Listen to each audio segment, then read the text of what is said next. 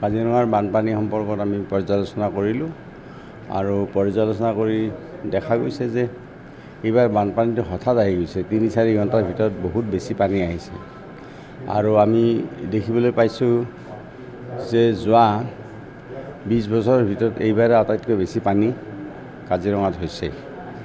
কাৰণ আমাৰ এই পানীটো হঠাৎ আহি গ'ল আৰু আহি যোৱাৰ ফলত আমাৰ জীৱ জন্তু প্ৰায় আমাৰ 239 আমাৰ জীৱ জন্তু ঢুকাইছে। 2013 চনত আচলতে ঢুকাইছিল প্ৰায় 739 কিন্তু 2016 চনত যেতিয়াৰ পৰা আমাৰ চৰকাৰ আহিল তেতিয়াৰ পৰা এতিয়ালৈকে 250ৰ ভিতৰত জীৱ জন্তু ঢুকাই আছে। এটাও ঢুকাব নালাগে কিন্তু এইবাৰো 239 ঢুকাইছে। কিন্তু ইয়াৰ আগত 2013ত প্ৰায় 793 জীৱ জন্তু কেজুৱেলিটি হৈছিল।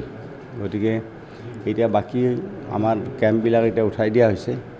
মাত্ৰ 3টা কেম্প আছে এতিয়া আৰু আমাৰ সম্পূৰ্ণৰূপে পহৰা ভালকৈ ৰখা হৈছে, ৰাস্তাৰ ওপৰতো ৰখা হৈছে আৰু কাজিৰঙা অভয়াৰণ্যৰ ভিতৰতো ভালকৈ ৰখা হৈছে। ক্ষয়ক্ষতিৰ পৰিমাণ ছাৰ কেনেকুৱা? ক্ষয়ক্ষতিৰ পৰিমাণ আমি এতিয়া মই ক'লোঁ জীৱ জন্তু ক'লোৱে ইতিমধ্যে যে প্ৰায় 239 জীৱ জন্তু ঢুকাইছে।